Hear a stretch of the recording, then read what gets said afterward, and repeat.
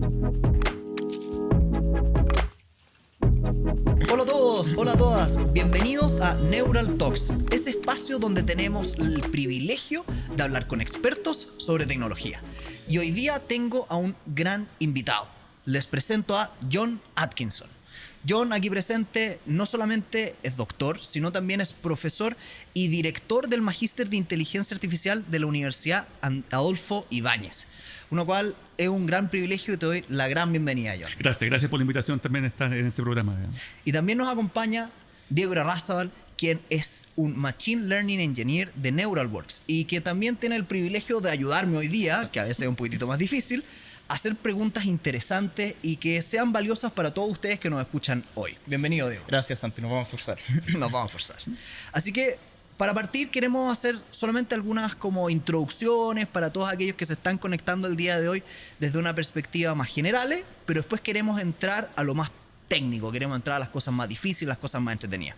Entonces, Jon, cuéntanos un poco. Tú hace no mucho lanzaste un libro. ¿De qué trata ese libro? ¿Cuál es el tema principal? Mira, el libro básicamente trata sobre este gran tópico que está de moda ahora, que son los grandes modelos de lenguaje, que en realidad no es un tema nuevo. Lo que pasa es que se ha hecho muy popular ahora con el surgimiento de aplicaciones como ChatGPT u otro, pero en realidad es un tema que tiene larga data y está en un contexto más general que tiene un nombre que generalmente se le conoce como procesamiento del lenguaje natural, porque es un área que tiene como objetivo lograr que las máquinas puedan procesar el lenguaje natural, y en realidad es una cosa que viene de 70 años, tiene 70 años de antigüedad. Entonces lo que estamos viendo, y el foco del libro básicamente está centrado principalmente en lo que ha pasado recientemente en los últimos quizás 5 años, digamos. ¿Y qué ha sido, como para una persona que está recién metiéndose en el tema, digamos, más allá de lo que es ChatGPT como una revolución mediática, qué es un LLM en general, como si quisieras explicarlo en básico, en pera y manzana? Ya, para explicarlo en básico, primero quitémosle la primera L por ahora. ¿Ya? Quedémoslo con LM. LM es lo que se llama en inglés un language, ya está agregando la primera componente, es un language model, o sea, significa un modelo de lenguaje. Un modelo de lenguaje en simple es básicamente un modelo matemático que trata de describir voy a hablar de probabilidad, pero pensemos en simple, la frecuencia con la que aparece una cierta secuencia de palabras. Por tanto, un modelo de lenguaje es básicamente el estudio de una secuencia de palabras como un predictor, o sea, es un modelo de predicción. Si la gente lo quiere asociar más simple, incluso tiene que ir mucho más atrás que la aplicación de ChatGPT y piensa en su celular, no está chateando. Generalmente los celulares tienen estas aplicaciones que intrínsecamente van haciendo el autocomplete. Sí. Cuando tú haces el autocomplete y dices, va prediciendo la siguiente palabra, lo que hay detrás es un modelo de lenguaje. Es un modelo probabilístico que determina cuál es la probabilidad de cierta secuencia de forma tal de poder predecir lo que viene. Entonces es una aplicación bastante doméstica, digamos, de lo que era hasta hace algún tiempo. Y que se lleva usando hace mucho tiempo, ¿no es cierto? Claro, y se sigue usando en muchas aplicaciones en realidad. Ya, y la primera letra, ¿qué es eso de la primera L? Ya, la primera L del inglés large, de gran. ¿Y por qué viene ese gran? Esa es una explicación un poquito más larga.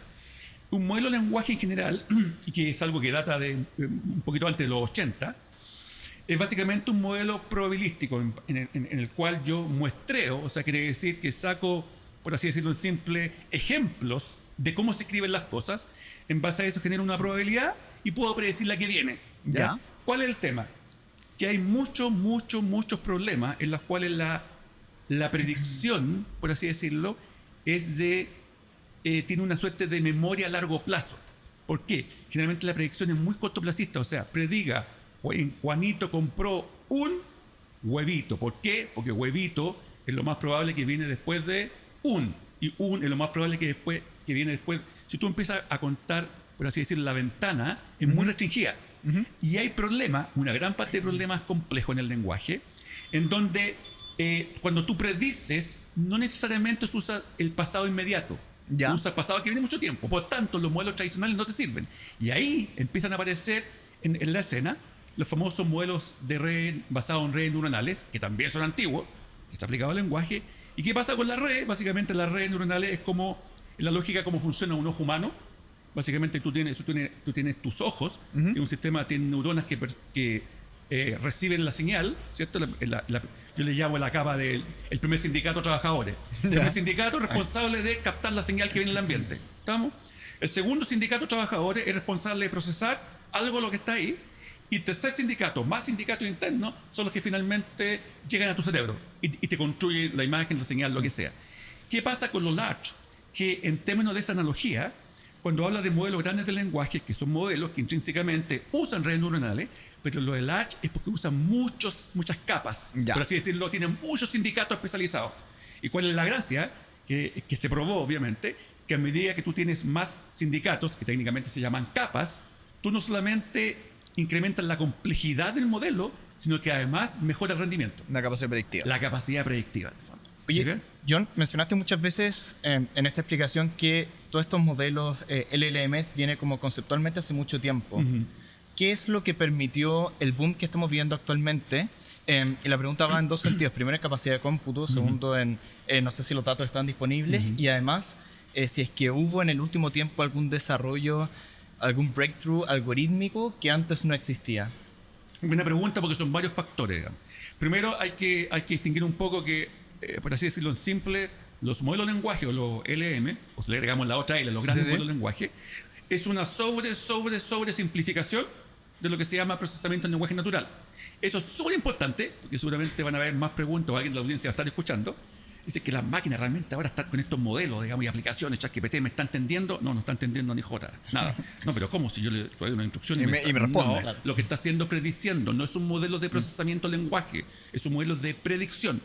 ¿Qué es lo que cambió entonces en ese contexto? Se venía trabajando hace mucho tiempo en procesamiento en lenguaje natural, y en un momento, aunque la farándula dice que no es así, la verdad es que es así, por accidente, el año 2017, Google patentó un modelito, que es un modelo de lenguaje complejo que puede manejar secuencias de cosas. ¿Ya? A ver si entra en detalle todavía.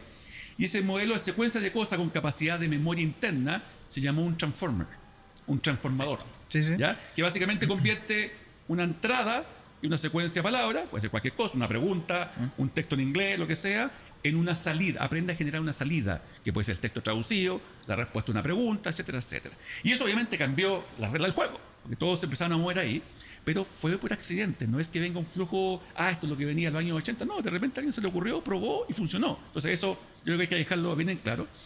Y entonces influyó que se diseñaron nuevos modelos, que en realidad más que modelos se llaman arquitectura, ¿ya? Modelo, y además, evidentemente, empezó a pasar que empezó a mejorar el modelo de cómputo. O sea, pues tenemos un modelo de cómputo masivo. Ustedes dirán, bueno, ¿y por qué es importante? Porque tú a medida que en estos sindicatos que yo decía, que agregan más y más sindicatos, el cómputo se va haciendo más complejo. Generalmente requieres días, semanas o incluso meses podría requerir enseñarle a estos modelos. Por tanto, con el surgimiento de la arquitectura poderosa de cómputo, obviamente aceleró todo el desarrollo. Y además, sumado a lo que tú decías, sumado además que hay fuentes de datos que antes no estaban. Lo que no quiere decir que sea la solución, porque entra con otros problemas que podemos hablar después de privacidad, Eso te iba a preguntar. de confidencialidad. Es que no todo es tan así. Digamos. Pero históricamente, ¿cuáles fueron esos datos con los cuales originalmente entrenaron? Ya. Lo que pasa es que hay que remontarse un poco la historia. Hay varias formas o enfoques de hacer procesamiento en lenguaje natural aplicado.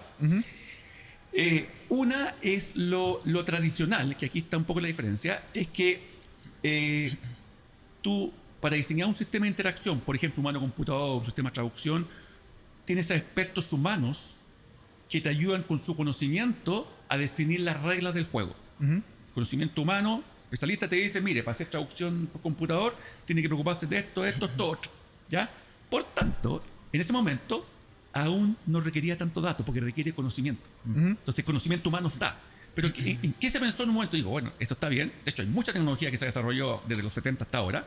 Bien, pero a veces poco robusto, porque te cambia un poco el entorno, te cambia algo la interacción y tienes que rehacer todo. Sí. Entonces, en un momento empezó a cambiar, más que cambiar, empezó a complementarse con el hecho de que, si bien es cierto, todos hablamos de datos cuando alimentamos grandes modelos o la aplicación que sea, pero en estricto rigor estás usando conocimiento para alimentar, estás reemplazando lo humano con el conocimiento que está implícito en los datos. Entonces, en realidad, más que datos, estamos alimentando a los modelos con fuentes de conocimiento. Entonces, en realidad podemos usar ambos. De hecho, más, uno de los grandes problemas que está teniendo toda la moda de los modelos de lenguaje, ¿cuál es? Validación, información falsa. Y tú dirás, ¿y por qué? Porque no hay un humano controlando y diseñando. Porque se predijo, no hay control. Antes digamos, alternativamente se puede controlar, pero ahora no. Entonces eso genera un problema no menor. Pero viene de ahí, digamos. Oye, John, ayúdame a entender un poquitito cómo es la dinámica del entrenamiento de este tipo de LLMs, de modelos de largos lenguajes de modelos. Estos modelos grandes, digamos. Modelos grandes, perdón. Claro. Porque yo entiendo que está el aprendizaje no supervisado, Claro. que simplemente aprende en base a las características de los datos, como que Exacto. junto hace grupos acá y allá. Relaciones, digamos. Claro, hace relaciones, estos dos son altos, estos dos son bajos, son grupos distintos. Existe el aprendizaje supervisado, Claro. que yo le entrego ejemplos, son otros otros. Exacto. Y después en base a las equivocaciones corrijo Exacto. para atrás los distintos pesos sinápticos y todas esas cosas, ¿cierto? ¿Cómo funcionan el entrenamiento de estos modelos? Porque yo no me imagino entregándole, por ejemplo, todo La Wikipedia. respuesta es correcta, digamos. Claro, ¿cómo le entrego las respuestas correctas? Claro, porque una cosa, efectivamente, como dices tú, que necesitas fuente que se coma. En el fondo, Claro. se tiene que comer Wikipedia o lo que sea. El tema es cómo, porque yo que yo sepa, no tengo un ejército de gente que le está diciendo lo que está bien o lo que está mal. De ahí viene el problema. Claro. Bueno, la respuesta a eso es simple y vergonzosa a la vez. Porque lo que se hace es básicamente una estrategia que se llama de aprendizaje supervisado, perdón, semi-supervisado, que un truco muy simple. Dice, tengo una oración, una frase, por ejemplo, un texto que voy a traducir. Y yo no sé la respuesta. Yo podría pensar, yo no sé cuál es la respuesta correcta. Sí la sabes. Pues ¿cómo la sabes? Dice, porque yo sé las palabras que existen, ¿cierto? Y acuérdense que el modelo de lenguaje por naturaleza es un modelo de predicción de la siguiente palabra. Por tanto, yo lo que podría hacer, oye, pero no tengo a alguien que me diga qué es lo correcto. Sí tienes, pero indirecto. ¿Qué es lo que podrías hacer tú en una frase? Esconder una palabra. Esconderla, o sea, meterla al bolsillo por ahora, y lograr que el modelo prediga, y cuando predice, tú tienes que comparar, ya sabes lo correcto. Ya, Entonces, eso que se llama semi-supervisado. No necesito un humano que me ayude a especificar lo correcto, no, porque implícitamente lo tengo. Es lo que se llama técnicamente un enmascarado. Perfecto. Es como, escóndalo, pero yo ya sé la respuesta. Ya, o sea, por ejemplo, tengo 2 párrafos traducidos, tengo la versión correcta y pongo a correr el escondo. modelo y digo, ya, tiene que darme este resultado. Si me lo da, lo está haciendo Claro, bien. Los primeros Si no me modelos lo da, partieron está así. mal. Exactamente, los primeros modelos partieron así. ¿Te fijas? Ya, y lo otro también, en la otra forma más evolucionada, es que tú les das, en el fondo se entrena muchas veces con, en general ahora es una buena práctica, es con pares de cosas. Entonces lo que hace la máquina aprende a conectar pares de cosas. Y pares de cosas, aquí está lo potente. ¿Qué podría ser pares de cosas? Una pregunta, una respuesta. Un texto en inglés y su correspondiente traducción en español. Un texto completo y su correspondiente resumen. Entonces lo que empieza a hacer el sistema, en base a esos ejemplos, tratar de conectarlo, digamos. Porque en algún momento, esta es la gracia del aprendizaje, no es repetir como loro, sino de aprender a generalizar. Ya. Porque si no aprendo a generalizar, quizás no estaríamos hablando de estos temas hoy día. Porque sería todo súper mecánico. ¿Te fijas? Ya. O sea, si no está lo que yo le di, entonces no funciona. La idea que, en general, el concepto en general de antaño de aprendizaje es la capacidad de adaptación de la máquina. Y una característica cuando tú te das cuenta que una máquina o un sistema mecánico está adaptándose es su capacidad de generalización. O sea, por inducción, que se llama aprendo a partir de unos poquitos ejemplos y soy capaz después de extrapolarlo a algo que yo, y aquí está el truco, que yo no he visto. Porque si lo he visto, estoy haciendo trampa. Ya. Lo cual, podemos conversarlo después también, porque esto es algo interesante, digamos, farandulero, y quizás interesante a la audiencia, que está muy de la mano con algo que pasó desde noviembre del 2022, con ChatGPT, hasta julio por lo menos. Empezó a aparecer toda esta bataola de ChatGPT y las aplicaciones, ¿cierto? Y empezaron a aparecer cifras de rendimiento. Oye, pasé este tipo de tarea, ChatGPT, 94% efectividad, todo usando. Y gente que descubrió, por ahí, pasado julio, descubrió, oye, yo probé esto y no tiene 94%. No me Lo da. cual es normal, porque tú vas a probar con otros datos, puede haber un ajuste sencillo, ¿cierto? Digo, bajaste a 93, perfecto. No bajó a 94, 93, bajó, escuchen bien, a 4%. Ya. Entonces, ¿qué significa? O me estaban mintiendo o me estáis haciendo pseudo trampa, porque no estás generalizando.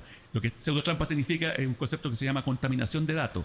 Ya. Me probaste con los mismos datos que me entrenaste.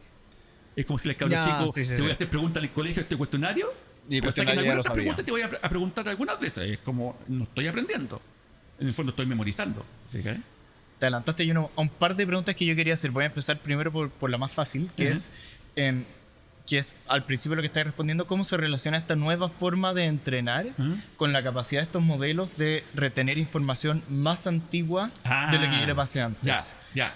Eso es lo que un modelo probabilístico de lenguaje no tiene. Como te decía, volviendo al principio, era yo depende de lo que venía antes, depende de lo que venía antes, pero súper lo que se llama memoria a corto plazo.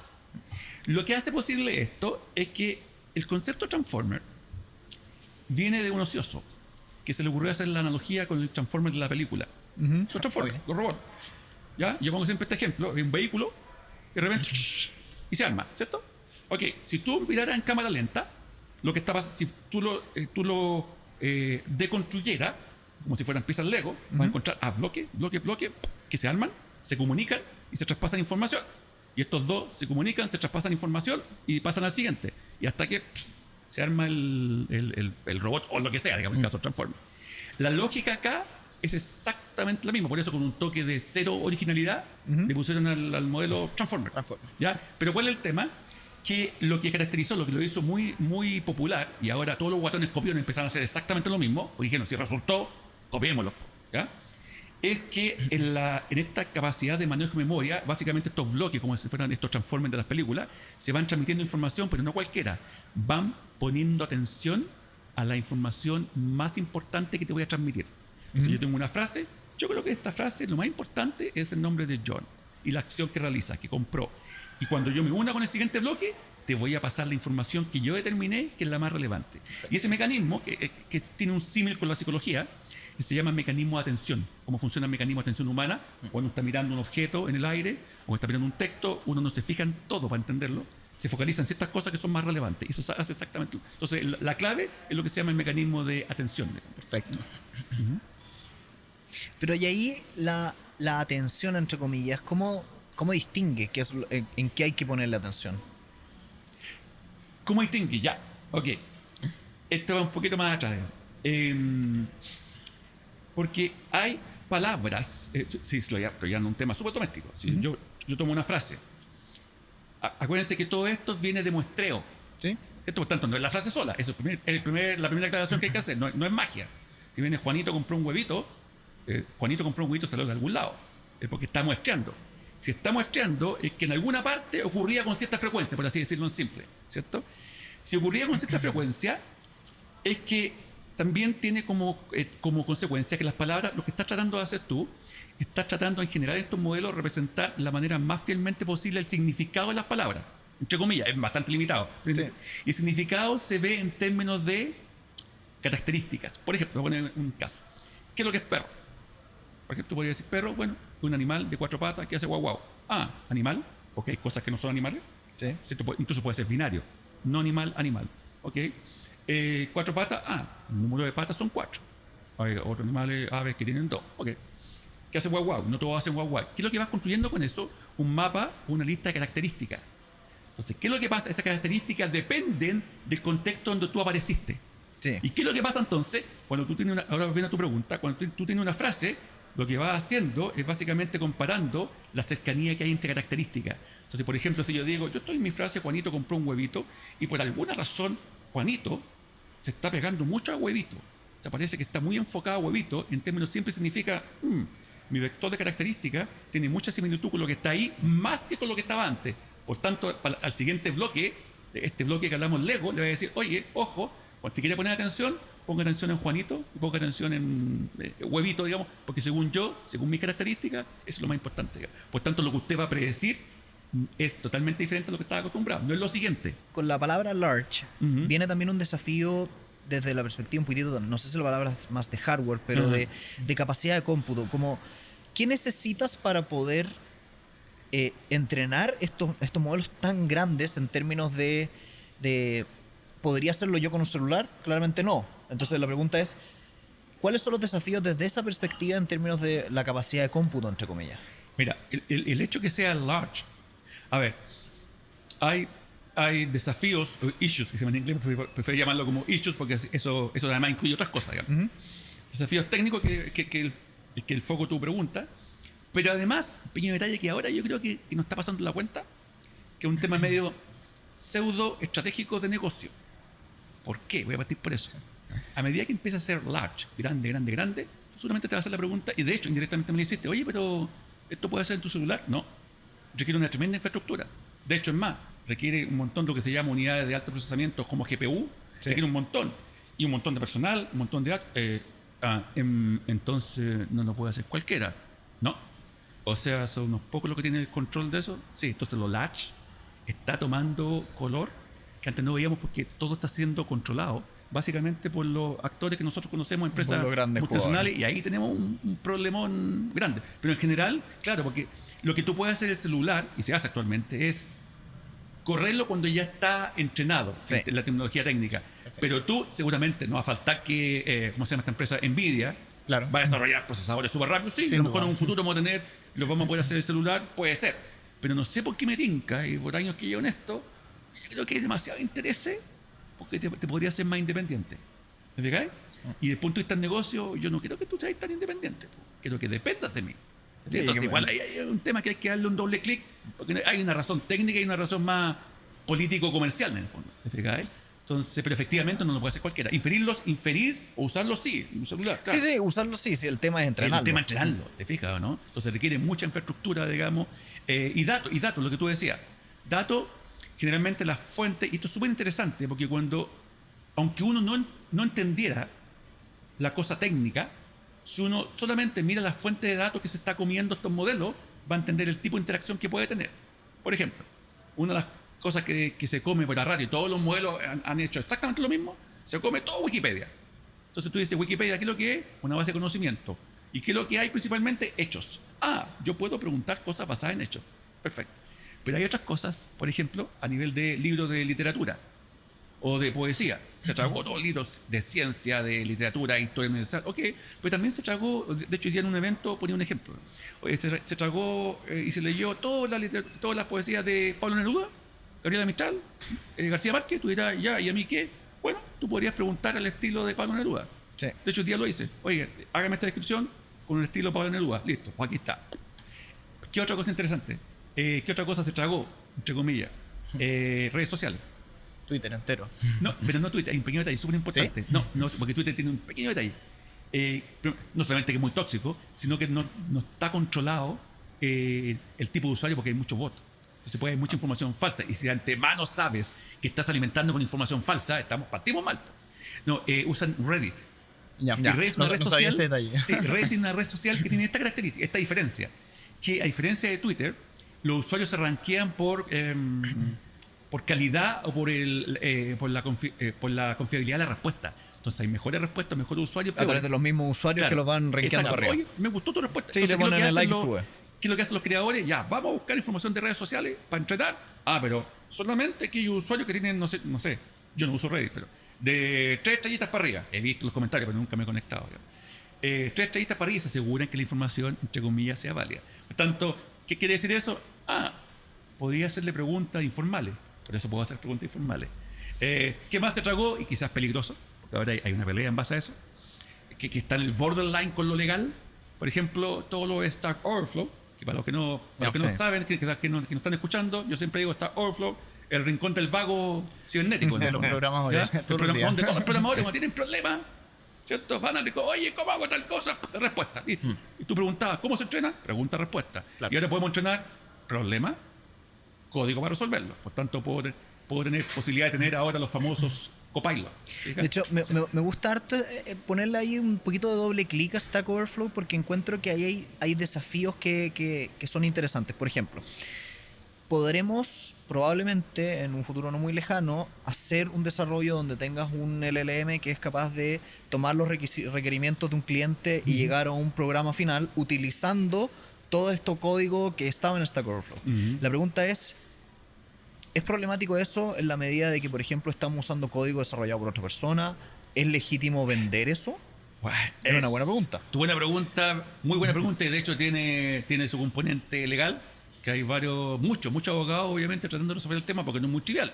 De hecho, esto se remonta a todo lo que tiene que ver con propiedad, ni siquiera que tiene que ver con IA o LLM, más aún con propiedad intelectual en el desarrollo de software. Tú dices, totalmente. Cuando copias algo, o sea, un plagio de algo, ¿qué se considera plagio en software? Es como para música. Sí. ¿Cuánto considero que plagié como una canción? Generalmente en Chile, por lo menos, hay un cierto porcentaje, no me acuerdo cuánto es. Mire, si usted tiene hasta 20% de similitud en el software, el código, ok, está dentro de lo razonable. Pero claro, ahí empiezan los problemas, que seguramente es un gran problema además para los abogados.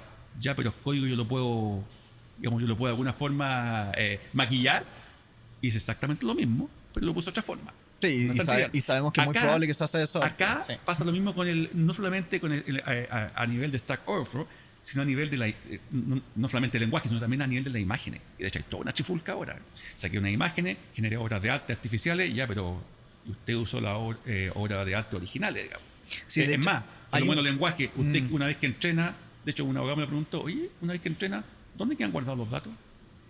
Hay un temón ahí. Que De todavía no hecho, está resuelto. hay un caso bien polémico. El otro día salió un modelo que se entrenó con arte de una persona que usaba una página web que se llama DeviantArt Ajá. y que por esas casualidades la persona falleció y el programa estaba haciendo cuadros con el estilo y la forma De de la esta persona persona. Y las personas como los hijos, Claro. los nietos, se sintieron bastante como pasados a llevar porque al Sí, final del día exacto. estaban sacando cuadros de su papá que había fallecido.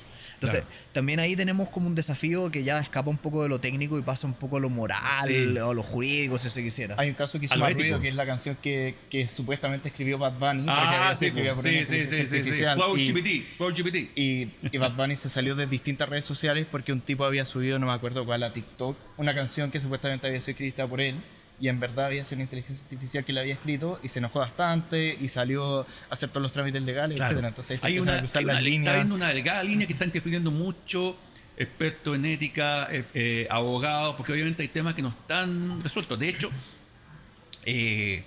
a ver, por así decirlo, muy chileno, en algún momento que venía de más o menos del año 2019, el Parlamento Europeo estaba trabajando en la propuesta regulatoria de este y muchos aspectos, y no del LLM, sino en general de IA. Y lo iba ajustando a cada rato. ¿Y qué pasó hace poco, justamente con todas estas cosas que han aparecido, que ustedes comentaban, entre otras? Que se fue al extremo. Empezó a sobre regular. Y el año pasado, nomás, si ustedes ven la noticia, se le armó un grupo que se le vino encima de empresarios en Europa y científicos le dijo, oye, pare el tonteo, digamos. Usted hace todo esto, va a matar el sistema de innovación científico, empresarial, emprendimiento, porque no vamos a poder hacer nada, digamos.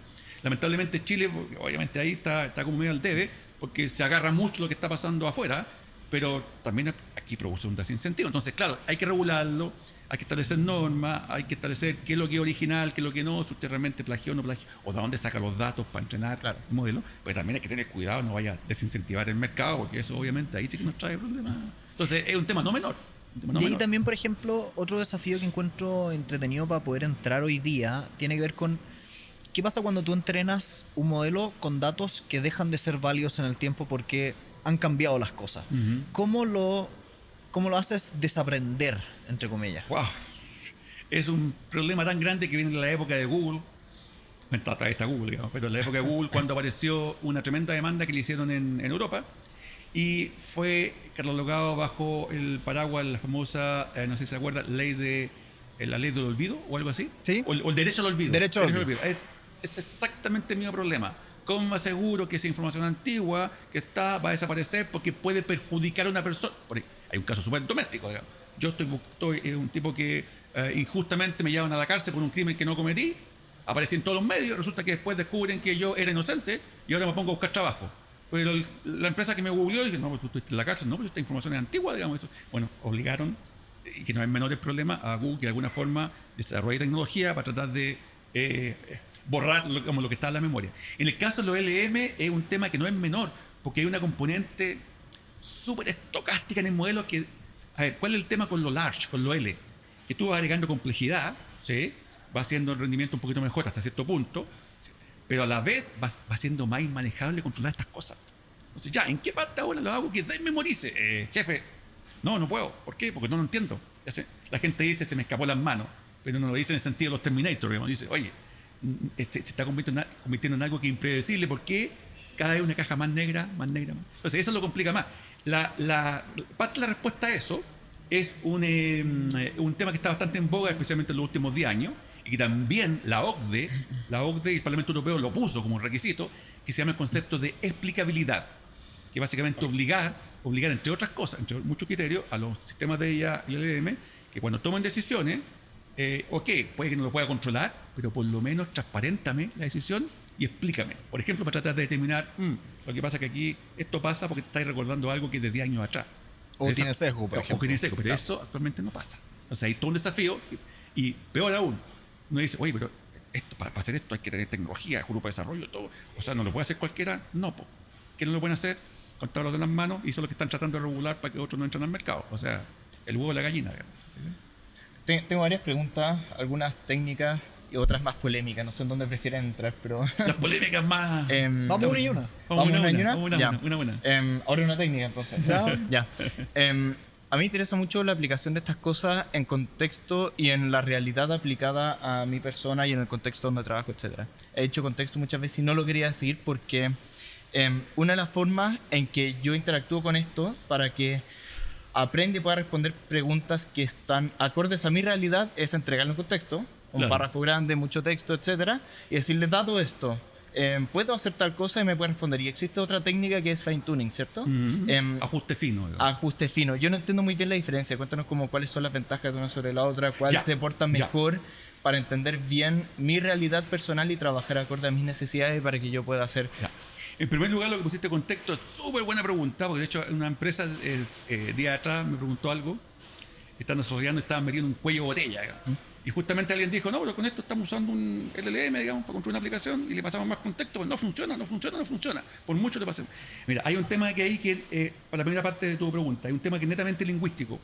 En el manejo del lenguaje en general, y especialmente en lo que se llama el manejo del significado, la semántica, hay un concepto que se llama campos semánticos. Quiere decir, si tú fueras capaz de construir un mapa conceptual en tu cabecita, ¿cierto? Si yo nombro el concepto, por ejemplo, banco, dices banco, ¿qué es lo primero que te viene a la cabeza? Banco, dinero, cheque, no sé, tarjeta, Finanzas, ¿cierto? todo Que se juntado. llama el campo semántico, el campo de conceptos que están conectados con el significado. ¿Cuál es el tema?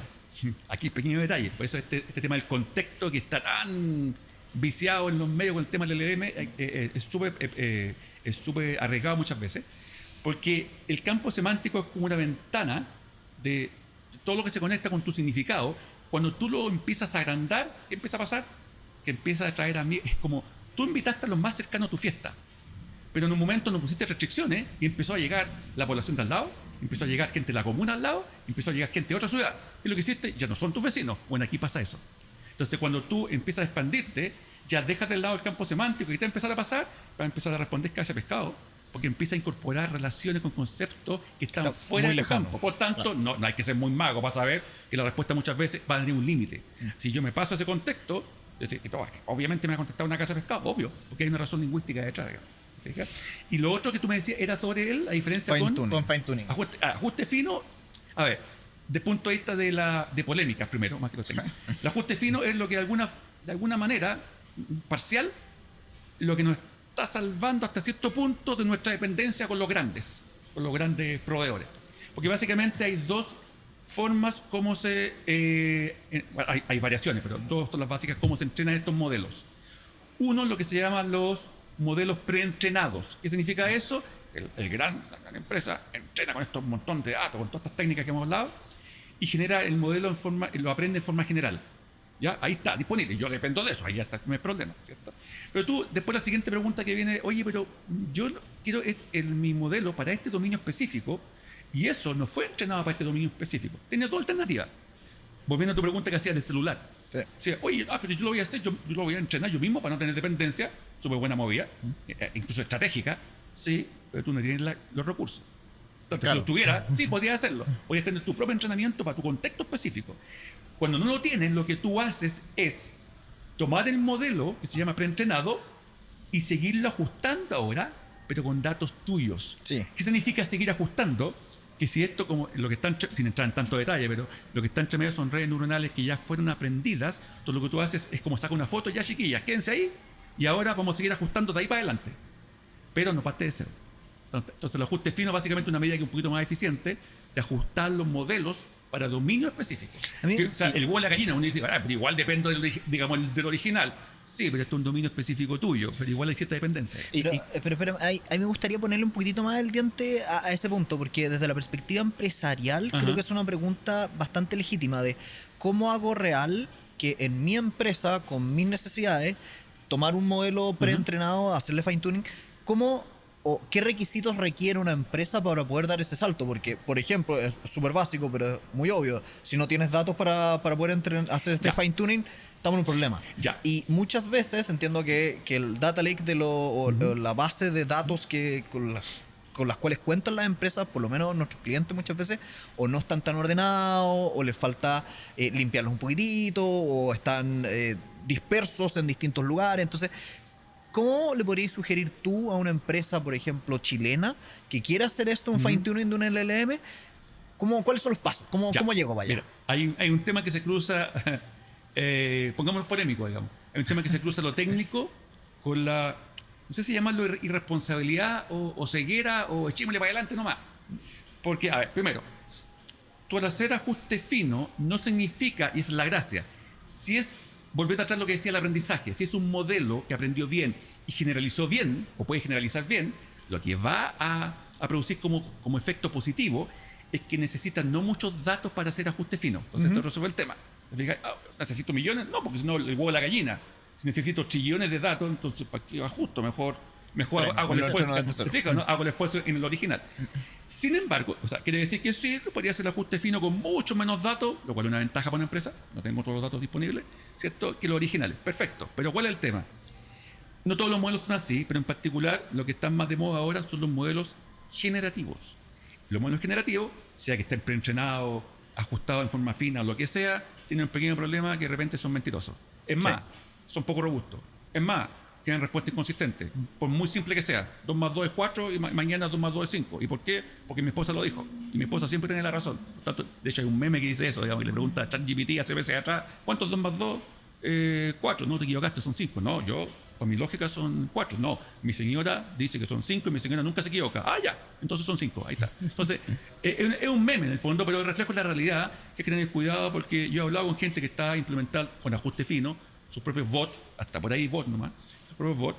Yo digo, pero ten cuidado, te puede generar información falsa, poco robusta, inconsistente, te vaya a generar un problema doble para el cliente que después se va a llegar a quejar de tu bot, no de tu servicio, de tu bot. Y de hecho ellos me decían, no, por eso estamos teniendo cuidado, consejo para la empresa, cuidado que no lo ponga en operación ahora, pruébelo solamente, ajústelo, porque necesita supervisión humana, porque es un modelo generativo.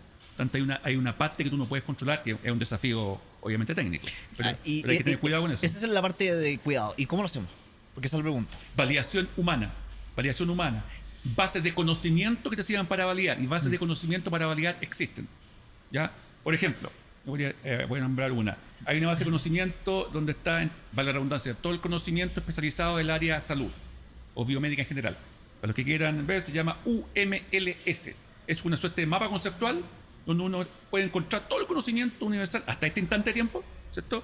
De médico, patología, droga y cómo están conectados. Entonces uno podría hacer, por ejemplo, aparte de tener expertos humanos, que el modelo acceda a estos mapas conceptuales que generalmente se llaman, en la terminología técnica, ontologías, o una taxonomía. Okay. Pero estas ontologías son privadas, ¿cierto? No, son públicas, son públicas. De hecho, ¿cuál es el problema? Que no hay ontología para todo, pero uno las podría construir porque vale la pena el esfuerzo. Hay ontologías para medicina, telecomunicaciones, finanzas, agronomía, y algunos otros tópicos para ahí, pero no hay para todo. Pero muchas veces, en industria forestal también, muchas veces lo que hace la grande empresa es que dicen, oye, con esto tengo validación humana, sí, y voy a poder validar la aplicación. ¿Sabes que vale la pena? Invirtamos, y si no la tengo, construyamos una taxonomía, bueno, va a servir de aquí para adelante. Entonces tiene validación humana, tiene que estar el humano en el loop, y tiene además, puede usar bases de conocimiento que te sirven para validar. Ojo, pues las bases de conocimiento fueron generadas y validadas por humanos. El texto que te genera en la aplicación del LLM no es validado por un humano. Sí. ¿Te fijas? Tengo otras dos preguntas medias polémicas, una más cargada a lo técnico, otra menos cargada a lo técnico. Es interesante la polémica, eso. La menos cargada a lo técnico tiene que ver con algunas cosas que mencionabas hace un rato acerca de bias, sesgo y otras cosas. Claro. Y que tiene que ir con los conjuntos de entrenamiento. Evidentemente estas cosas se van a empezar a aplicar en todos los contextos, ya se están tratando de aplicar en distintas cosas médicas, de alguna forma la voz también se transforma a texto, después se usan LLMs, etc. Imágenes de otra forma creativa, no tengo idea. Y cuando esto se empieza a aplicar en temas de justicia, cosas sensibles como lo que pasa en Estados Unidos con distintos modelos que se usan para ver la probabilidad de reincidencia de personas que están cayendo por primera al sistema judicial, etcétera, etcétera. ¿Cómo manejan estos modelos los sesgos asociados a distintas cosas y cómo podemos, en el proceso de entrenamiento y en el proceso de fine-tuning quizás para estas distintas aplicaciones, qué medidas podemos tomar en los conjuntos de datos y en la ingeniería del entrenamiento para que esto no pase? No, actualmente eso es súper complicado de controlar, no lo están haciendo, primero. no se está controlando sesgo. Se puede medir sesgo, o sea, que es diferente la historia. No, y puedo se evidencia, sale en la noticia. Yo puedo medir un índice de qué tan sesgado está por género, por nivel etario, etcétera, etcétera. Eso se puede medir. Pero resolverlo, no es, porque uno podría decir, pero es que no le voy a pasar tantos datos de mujeres o de hombres al modelo. Sí, pero lo va a sesgar por otro lado, digamos. Entonces va a hacer que se desbalancee. De hecho, me estaba acordando el ejemplo que es muy claro y patético a la vez, ya que hablamos polémica, justamente en el ámbito judicial.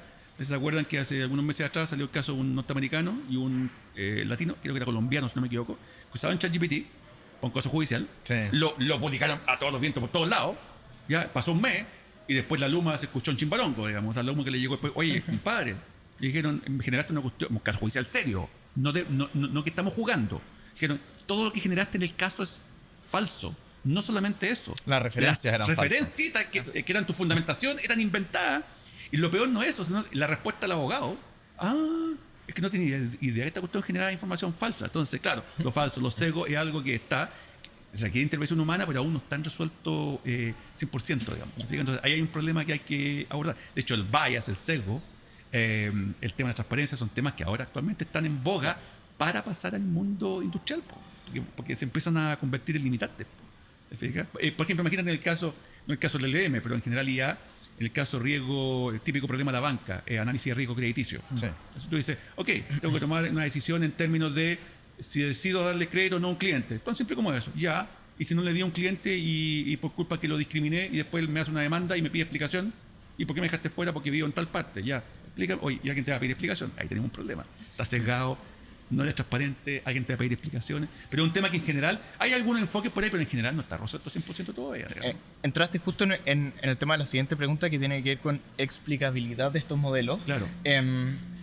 Y mi pregunta es, ¿va a llegar también el momento en que las aplicaciones serias impliquen dar justificaciones? ¿Qué tan Exacto. cerca estamos de que los LLMs contengan algo de explicabilidad, de que yo pueda justificar la decisión de por qué Santiago Alamán a Santiago Alamán le diagnosticó tal cosa, si es que alguna llega a diagnosticar, por ejemplo? Primero, pongámoslo en contexto, digamos. La explicabilidad es un concepto que viene de muchos años atrás, antes lo LLM primero. Y por alguna razón de que alguien parece que le dio un blackout y como que tuvo un olvido de raro, selectivo, el tema de la explicabilidad en la toma de decisiones en sistemas de IA es lo que se ha hecho en la IA en los años 50 hasta los 90. Se había hecho. Pero por alguna, hasta 2000 y algo, digamos, 2000 quizás 10, digamos. Y por alguna razón después como que todo se lo olvidó. Entonces la explicabilidad no es propio de temas del LLM. Lo que yo creo que va a empezar a pasar, alguien va a empezar a mirar para atrás, oye, pero si esto ya está, ahora lo que pasa es que hay que empezar a integrar. Por ejemplo, los sistemas de diagnóstico automatizados con inteligencia artificial que habían hasta los principios de los 2000, todavía siguen habiendo, son explicables. ¿Por qué? Porque utilizan esquemas de razonamiento que son explícitos. Tú puedes incluso preguntar, oye, ¿por qué lo hiciste? Aquí están los pasos que seguí. Todo esto, compadre. Ahora no lo puedes hacer. Tanto ahora el siguiente paso es que se integre con toda esta capacidad de explicabilidad, efectivamente, para que los modelos LM puedan ser un poquito más transparentes. Pero basado en lo que está. Lo que pasa es que hay que ver ahora cómo se integra. ¿Te fijas? Porque una cosa es que exista. No, si había. Sí, pero ¿cómo ahora lo integro al LLM, que es algo que no había antes, digamos? Y en la medida que se están agrandando estas redes neuronales, ¿no se hace cada vez más difícil el desafío técnico? Es que ese es el problema. De la L de large, claro, cada vez más grande, se hace mucho más complicado cada vez. Pero mira, para darte un ejemplo práctico, en los 80 había unos sistemas de IA comerciales que eran tan así, que era tan considerado en su naturaleza la explicabilidad. De hecho, el concepto de explicabilidad como problema antes no estaba porque era natural. No, sí. ¿Te fijas? Ahora, por ejemplo, porque hay más cajas negras. Y había un software de diagnóstico, por ejemplo, de fallas mecánicas, lo que sea. Tú estás interactuando con el sistema, oye, observé esto otro, tomé esta decisión, y tú podías preguntar. Pero no en lenguaje natural, era casi un menú. Tú podías hacer, ¿qué tipo de pregunta? ¿Por qué? ¿Cómo? No me acuerdo cuál era la otra, que era la básica. ¿Por qué llega a esta decisión? ¡Pah! Y te empezaba a explicar toda la cadena de razonamiento. Y nadie se preocupaba de explicabilidad porque eran explicables por naturaleza, digamos. ¿Te fijas? Ahora, ojo, hay modelos tradicionales que no tienen que ver con el lenguaje, que por naturaleza son transparentes y explicables. Por ejemplo, no sé si podemos ir un poquito más técnico, bueno, un famoso árboles de decisión. Claro, todos los modelos estadísticos son bastante explicables. Una distribución de probabilidad es explicable, un modelo bayesiano es explicable. Sí, lo que pasa es que es más sencillo, sí, y es más limitado, sí, podemos discutir eso. Sí. Pero la explicación es como pan nuestro cada día para ellos, ¿te fijas? Si yo veo un árbol de decisión, oiga, ¿usted por qué llegó a esto? Siga la ruta. Que seguí esta rama. Siga la ruta. Aquí está. Pero a la medida que aplicamos otros modelos, tipo redes neuronales de varias capas, etc. Entonces eso se empieza a complicar. Por eso empieza a aparecer esto que la gente mal entiende. Cuando aparece un experto mundial, se nos escapó de las manos. Lo que está tratando de decir, tranquilo, está diciendo que mira, ahora se hace menos predecible, más caja negra, tenemos que trabajar en regularlo, controlar, porque no sabemos precisamente lo que está. El tamaño de la explicación también es muy grande. Además, ojo, y esto para aclarar también a los que nos están escuchando, porque uno escucha hablar de explicabilidad cada rato, y los negocios también. Pero yo he escuchado a veces, me tocó asesorar a una empresa hace tiempo, si aquí manejamos hace rato el tema de las explicaciones. Chuta, cuéntame, algo me estoy perdiendo. ¿Dónde, en qué parte? No, aquí tenemos a este especialista, él que el responsable tal que explica. No, para. Estamos hablando de explicabilidad del modelo mismo. Porque de hecho, si tú le pones una caja negra, por muy especialista que sea, no te la puede explicar. Entonces tienes que traspasarle la capacidad de explicabilidad a la técnica, no al humano, sino el huevo y la gallina, cómo la vamos a pasar hacia una caja negra, digamos. Entonces hay un desafío importante para las empresas también. Y ahí, por ejemplo, hay problemas con los idiomas. Por ejemplo, tú puedes entrenar en múltiples idiomas, ¿te genera algún problema con los modelos? Por ejemplo, entrenarlo con 3 idiomas distintos. No, de hecho, muchos modelos han sido entrenados en forma multilingüe. Así que no es problema. Obviamente está, como tú preguntabas, está limitada la capacidad de cómputo, hasta dónde puedes sacar los datos, etcétera, y a las validaciones. Pero de hecho muchos de ellos están están entrenados de forma multilingüe y otros están restringidos, no, solamente el inglés. No, es un modelo, que no me acuerdo cómo se llama, que sacaban los chinos, obviamente está restringido a chino, inglés y nada más. No, pero eso se hace así generalmente. Ahora, es cuestionable o no el nivel de precisión. Porque cuando tú entrenas a propósito general, la gente se pasa al rollo de la inteligencia artificial general, que no tiene nada que ver. No, eso al final puede ir de mal en peor.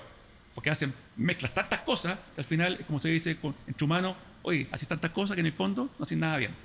Entonces, mejor, los que son mejores es cuando lo hacen en tareas o en lenguas súper específicas. Perfecto.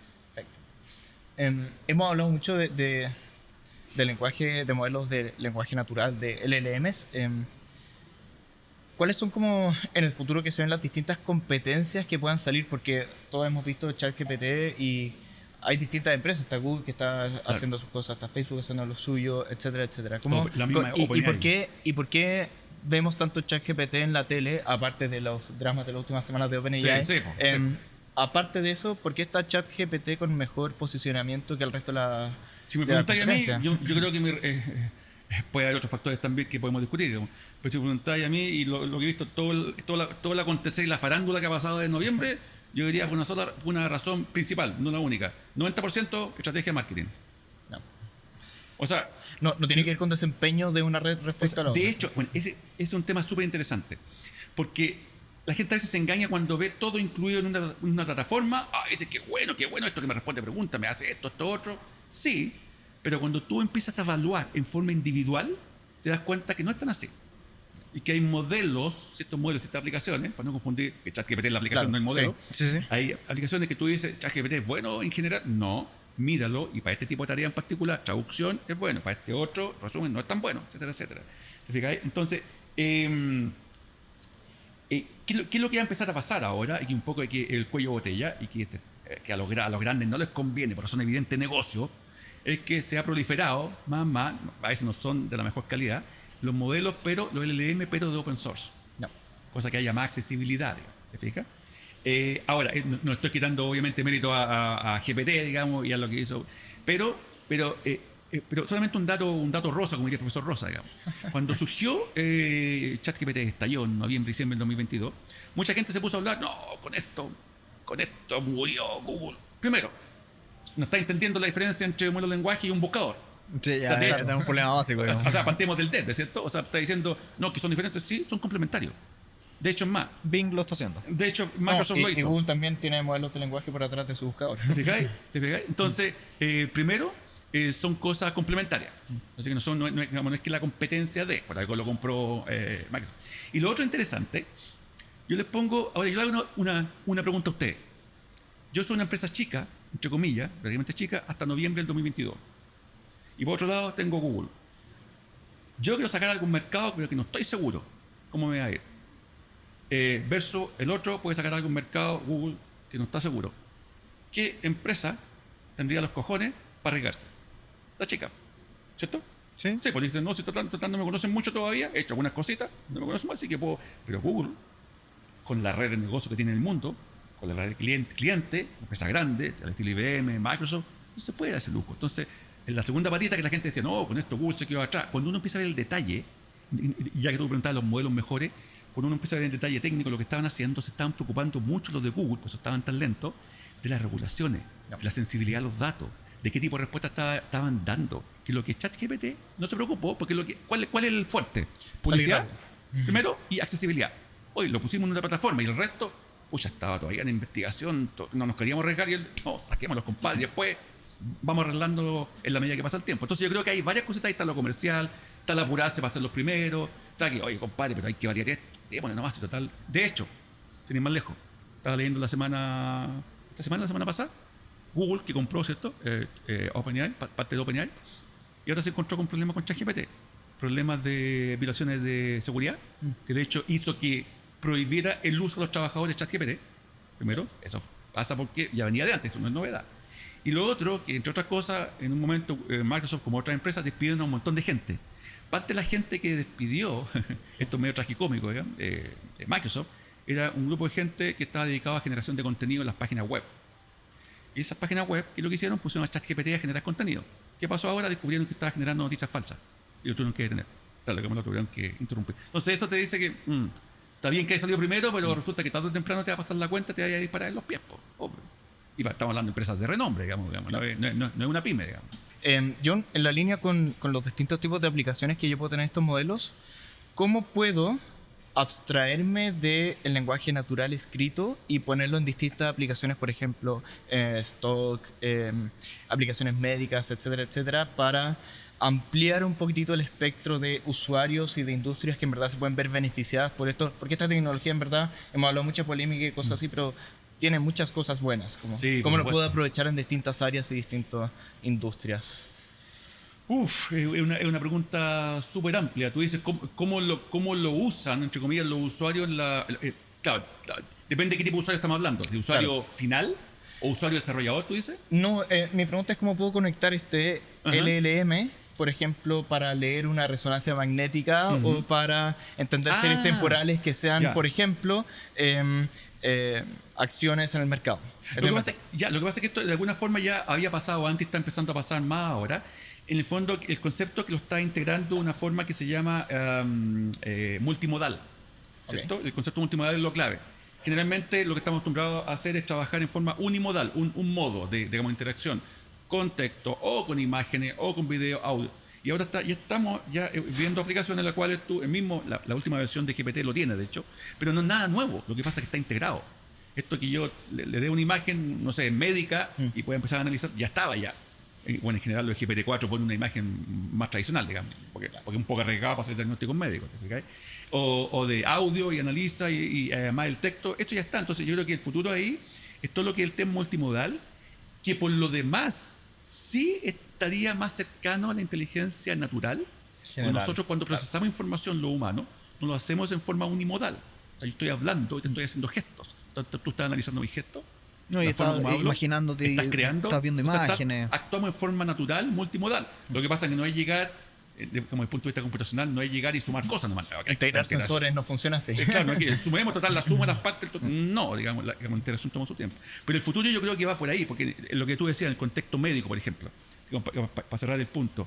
Claro, ahí tienes temas que tienen que ver con imágenes, porque también el médico interactúa con la máquina para entender la imagen. Claro. Además, a lo mejor está ahí. De hecho, por un ejemplo concreto, hay un colega mío de otra universidad que desarrolló tecnología en la época de la pandemia, que es el experto en procesamiento voz, reconocimiento voz solamente. Sí. Y lo que hacía, a través de una llamada telefónica de un paciente, detectaba si tenía COVID. Con alto nivel. Entonces ahí está la otra modalidad. Audio. Yo puedo ver la radiografía, sí, pero usted está lejos, me está llamando por el celular, no está aquí. Entonces, ¿cómo lo hago? Hable. Entonces, claro, cómo habla, el sonido, si me puedo enviar la radiografía. Entonces, lo que se viene básicamente para muchos dominios es la multimodalidad, en el fondo. Perfecto. Digamos, para resolver problemas que hasta el momento yo creo que la crítica que se puede hacer, que la multimodalidad todavía, creo que mucha gente lo ve como un juego nomás. Mire qué bueno, ahora puede procesar imagen y texto, ya. Pero después la gente de negocio dice, ¿y qué? ¿Y yo qué gano con eso? Bueno, la salud gana un montón.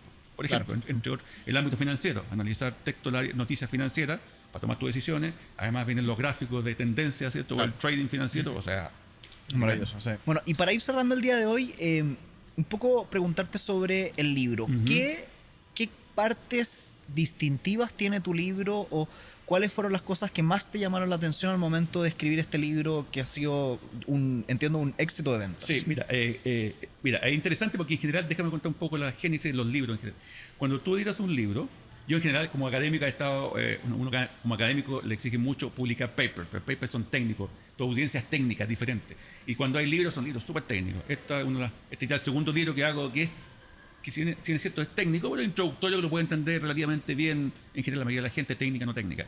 Pero un detalle interesante, que yo creo que mucha gente no sabe, es que cuando tú postulas a una editorial para que te editen tu libro, ¿cierto?